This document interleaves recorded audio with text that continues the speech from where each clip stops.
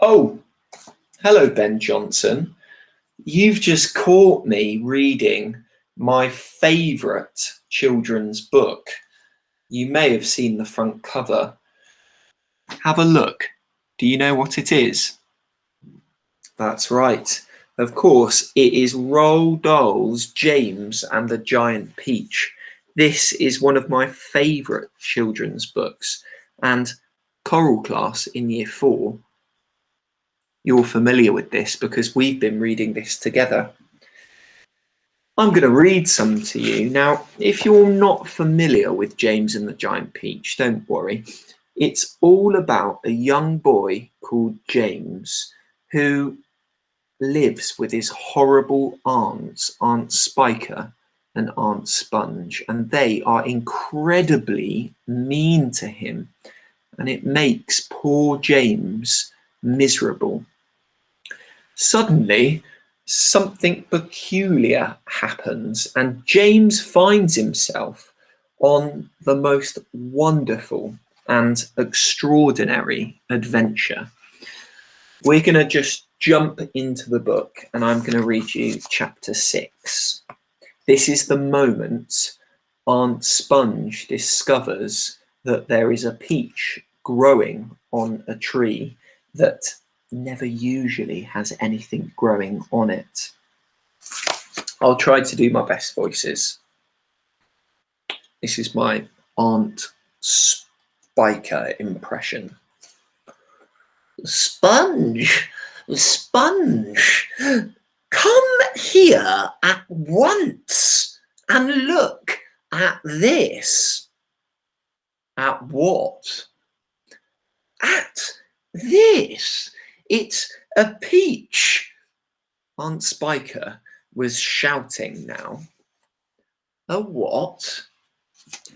A peach, right up there on the highest branch.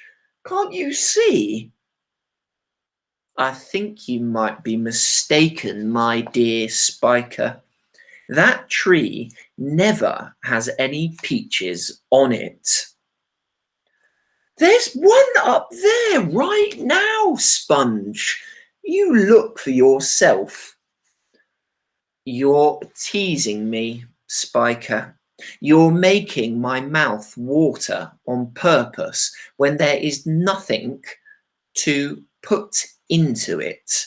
Why, that tree never even had a blossom onto it. Right up there on the highest branch, you see. I can't see anything.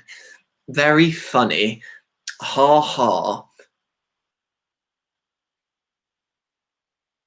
Oh my goodness. Well, I'll be blown. There's a peach up there. A nice big one too.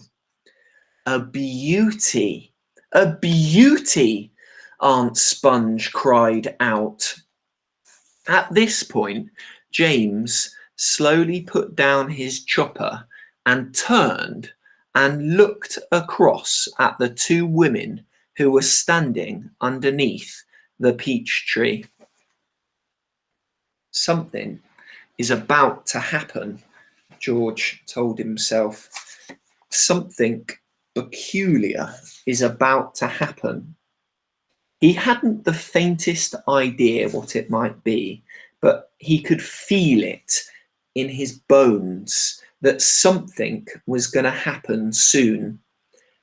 He could feel it in the air around him, in the sudden stillness that had fallen upon the garden. James tiptoed a little closer to the tree. The aunts were not talking now. They were just standing there, staring at the peach. There was not a sound anywhere, not even a breath of wind, and overhead the sun blazed down upon them out of the deep blue sky.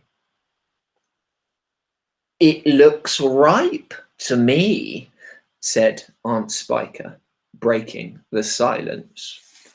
Then why don't we eat it? Aunt Sponge suggested. She licked her lips.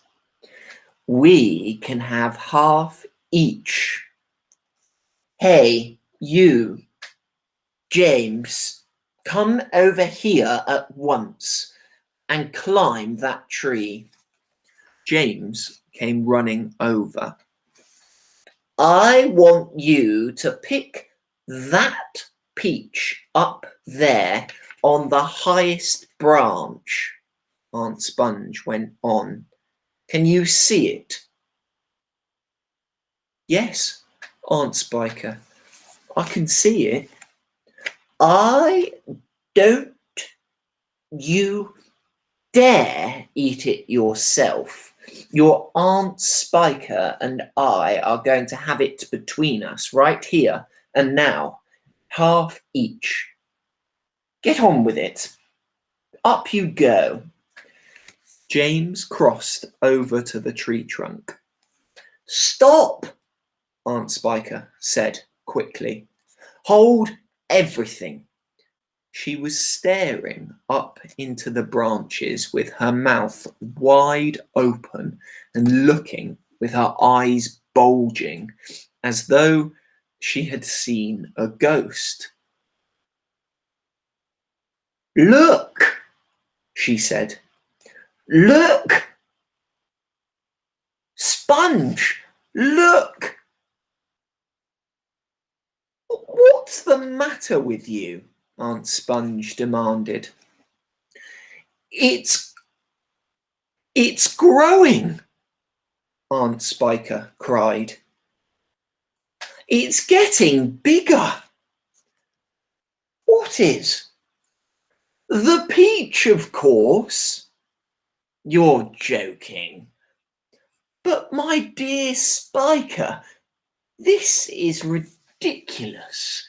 That is impossible. That. Now just wait a minute. No, that can't be right. Great Scott, the thing really is growing. It can't be true, said Aunt Spiker. It is true. It must be. It's a miracle. Watch. I'm watching. Great heavens, Aunt Spiker yelled. I can actually see the thing bulging and swelling between my very eyes. So that was chapter 6. I hope you enjoyed my voices and the story. If you enjoyed it, there's definitely a copy at school, either in the library or on your class bookshelf. So do please read on. I love this book very, very much, and I hope you enjoyed listening to me and my silly Aunt Sponge and Aunt Spiker voices. All right, then I will say goodbye. A very happy World Book Day and look forward to seeing you back in school soon. Bye for now and see you soon.